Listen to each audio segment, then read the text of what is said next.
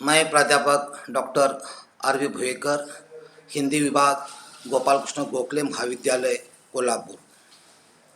प्रिय छात्रों, बी.ए. भाग 2 ऐच्छिक हिंदी के लिए तृतीय सत्र के लिए प्रश्न पत्र 3 के लिए अस्मितामूलक विमर्श और हिंदी गद्य साहित्य, ये पर्चा आपको अध्ययन के लिए रखा गया है।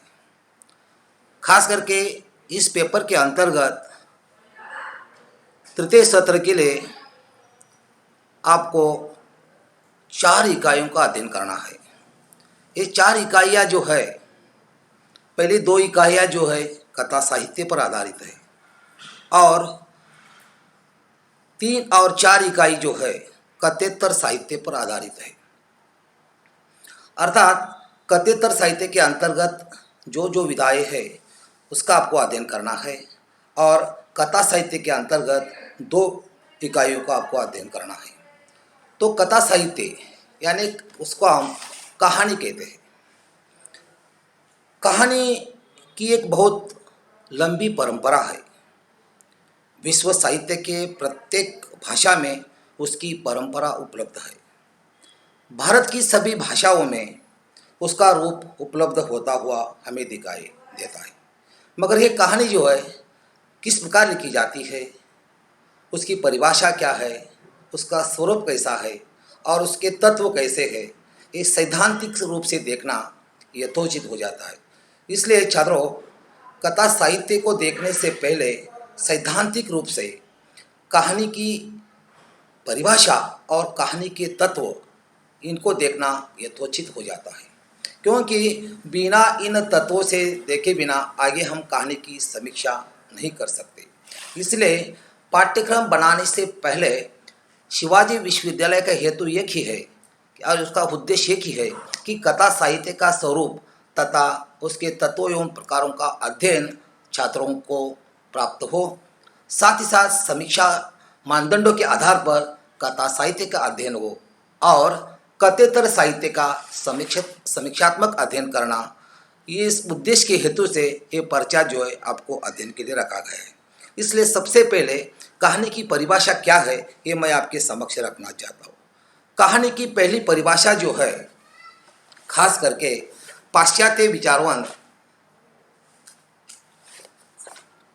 येलरी, जिन्होंने कहानी की पहली परिभाषा हमारे समक्ष रखी, उन्होंने कहा, a short story is just like horse race, it is the start and finish that counts most. अर्थात कहानी बिल्कुल घोड़दौड़ के समान होती है और उसका प्रारंभ और अंत अत्यंत महत्वपूर्ण होता है। इससे स्पष्ट हो जाता है कि कहानी बिल्कुल छोटी होती है, शॉर्ट होती है, एक ही बैठक में हम पढ़कर उसको समाप्त कर सकते हैं। कहानी पढ़ने के लिए खास करके सिर्फ 20 मिनट भी हमें लगते हैं, लेकिन इस 20 मिनट में मनोरंजन के साथ साथ जीवन की आलोचना जो है कहानीकार क्या करता है कि अभिव्यक्त करता है। ऐसी पहली परिभाषा जो है येलरी की हमें दिखाई देती है। उसके बाद बहुत सारे पाश्चात्य विद्वान हैं कि जिन्होंने अपने अपने परिचय साहित्य की कहानी की परिभाषा बनाई, लेकिन मैं आप लोगों को हिंदी के जो विद्वान हैं उन्होंने कहानी की जो परिभाषा बनाई उसके बारे में बताना चाहता हूँ।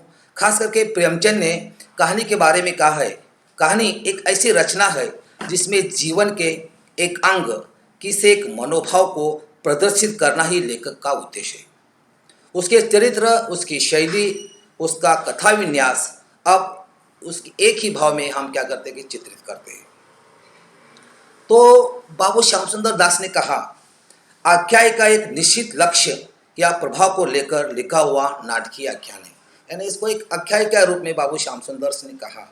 और कहानी जो है बिल्कुल छोटी होती है, कम समय में हम उसको समाप्त करते हैं, लेकिन उसमें एक जीवन की आलोचना या जीवन की व्याख्या जो है कहानीकार अपने कहानी के माध्यम से अभिव्यक्त करता है।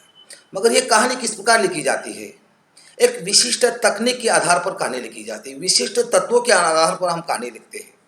इसलिए कहानी की जो तत्व है वो तत्व मैं आपको बताना चाहता हूँ।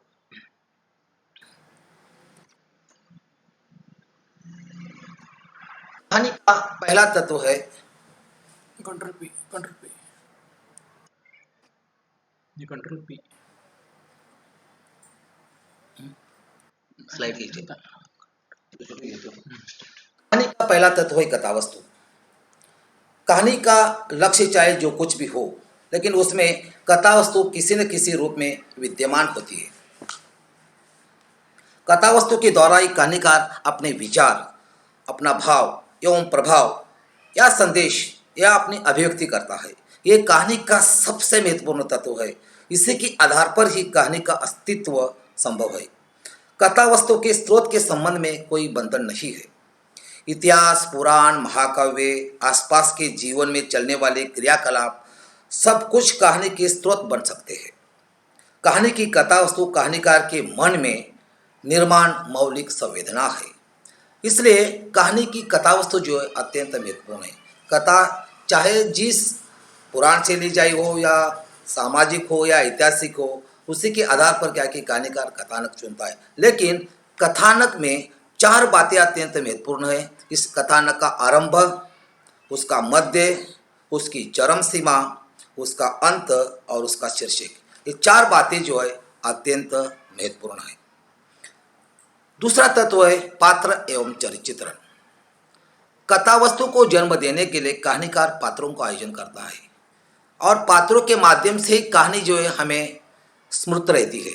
इसलिए कहानी आकार में छोटी एवं जीवन के किसी पहलू को स्पर्श करने होने के कारण उसमें पात्रों की संख्या बहुत कम होती है। कहानी के पात्रों की संपूर्ण चारित्रिक विशेषताओं का प्रकाशन कहानी में नहीं होता, अपितु विषय वस्तु के अनुकूल पात्रों का चित्रण होता है। कहानी के पात्रों के रूप में रंग, वेशभूषा आदि का चित्रण विस्तार के साथ न होकर आवश्यकता के अनुसार किया जाता है। कहानी के पात्र इतने महत्वपूर्ण होते हैं कि पात्रों के साथ पढ़ने वाला पाठक अपना तादाद में स्थापित करता है। जिन पात्रों की व्यथा वेदना जो होती है, उसी व्यथा वेदना को पढ़ने वाला पाठक समरस होकर कदाचित अपने जीवन का तादाद में स्थापित करता है। इसलिए पात्र कहानी का जो दूसरा तत्व है, पात्र अत्यंत महत्वपूर्ण है। कहानी का तीसरा तत्व है कथोपकथन, वार्तालाप, या उसको हम संवाद कहते हैं। कथोपकथन वार्तालाप से कहानी का कथानक या कहानी की कथा वस्तु आगे आगे चली जाती है और पात्रों के मन में जो कुछ चलता है वह संवाद के माध्यम से हमें ज्ञात होता है। कौन सा पात्र कौन सी स्थिति से गुजरता है, यह जो है इन संवाद के माध्यम से हमें समझ में आ जाता है। इसलिए कहानी के में कथोपकथन का अत्यंत महत्व है। इसे निम्नलिखित कार्य हमें दिखाई देते हैं: कथावस्तु को गति देना, पात्रों की चारित्रिक विशेषताओं का चित्रण करना, वर्णन में रोचकता एवं प्रवाह निर्माण करना, स्वाभाविकता सजीवता निर्माण करना और विश्व वातावरण की सृष्टि निर्माण करना। कहानी का अगला तत्व है कथोपकथन वार्तालाप। कथोपकथन वार्तालाप के माध्यम से एक पात्र दूसरे पात्रों के बीच जो संवाद स्थापित करते हैं उसको हम कथोपकथन वार्तालाप कहते हैं। कथोपकथन वार्तालाप के माध्यम से हम यह समझ में आ जाता है कि कौन सा पात्र किस स्थिति से गुजर रहा है, उसके हालात क्या है, और वह उसके अंतर्गत कथोपकथन वार्तालाप के अंतर्गत तीन भाव जो है हमें दिखाई देते। इंद्रिय विशेष को हम प्रभावित करते हैं, कृत्रिम सौंदर्यानुभूति की हम तृप्ति करते हैं और सच्ची सहानुभूति की वृत्ति को हम जागरूक करते हैं। और इसको जागरूक करने के लिए स्थानीय भाषा, रीति रिवाज, वेशभूषा, स्थानीय विशेषताओं का अंकन हम करते रहते हैं। इसलिए कहानी का जो तीसरा तत्व जो है कथोपकथन वार्तालाप, वह अत्यंत महत्वपूर्ण है। उद्देश्य सर कंट्रोल पीना। कहानी का चौथा तत्व है देशकाल वातावरण। देशकाल वातावरण यानी कहानी किस कालखंड में लिखी गई है, उसका स्थल काल, उसका वातावरण, ये जो है देशकाल वातावरण के अंतर्गत हम चित्रित करते हैं। इसमें सभी प्रकार के स्थानीय भाषा, रीति रिवाज, वेशभूषा आदि का यथार्थ चित्रण जो है देशकाल वातावरण में हमें दिखाई देता है। उद्देश्य, कहानी का उद्देश्य, कहानीकार मनोरंजन के साथ साथ कहानी लिखता है, लेकिन उसके पीछे उसका कोई ना कोई उद्देश्य हमारे सामने होता है। बिना उद्देश्य से कहानीकार कहानी नहीं लिख सकता। वह जीवन के एक प्रश्न या एक पहलू या एक संवेदना को पकड़ता है और उससे जुड़ा अपना दृष्टिकोण व्यक्त करता है। वास्तव में कहानी जीवन के सत्य खंड को प्रस्तुत करती है। वो सामाजिक जागरण, कुप्रथाओं के प्रति विद्रोह, सामाजिक परिवर्तन, जीवन सत्य का चित्रण, समकालीन जीवन का बोध, मनोवैज्ञानिक अनुभूति का चित्रण तथा युगीन समस्याओं का यथार्थ अंकन जो है कहानी के माध्यम से करता रहता है। इसलिए मनोरंजन के साथ साथ कोई ना कोई उद्देश्य जो है कहानीकार रखता है, जो पाठक के समक्ष रखने का प्रयास करता है। और कहानी का अगला तत्व जो है भाषा शैली। हर एक कहानीकार की अपनी एक शैली होती है। कहा जाता है अंग्रेजी में स्टाइल इज एन इंडेक्स। हर एक लेखक की अपनी शैली होती है। उसी प्रकार कहानी लिखने के लिए एक विशिष्ट शैली होनी चाहिए। भाषा शैली जो है अत्यंत महत्वपूर्ण है। भाषा यदि सीधी सादी बोलचाल के ढंग की व्याकरणिक दृष्टिकोण से अच्छी हो तो कहानी पढ़ने के लिए पाठक जो है अग्रसित हो जाता है। इसलिए कहानी की भाषा जो है अत्यंत सीधी सादी होनी चाहिए, जो पाठक जो है उसके प्रति आकर्षित हो जाए। इसलिए कथावस्तु, पात्र चरित्र चित्रण, कथोपकथन वार्तालाप, देशकाल वातावरण, उद्देश्य और भाषा शैली, इन्हीं तत्वों के अनुसार कहानी लिखी जाती है। छात्रों, किसी भी कहानी की यदि हमें समीक्षा करनी है तो इन तत्वों को मद्देनजर रखते हुए कथा साहित्य के अंतर्गत जो भी कहानी आपको अध्ययन के लिए रखी गई है, खास करके 6 कहानियों का आपको अध्ययन करना है, इन्हीं तत्वों के अनुसार आपको इसकी समीक्षा करनी है। धन्यवाद।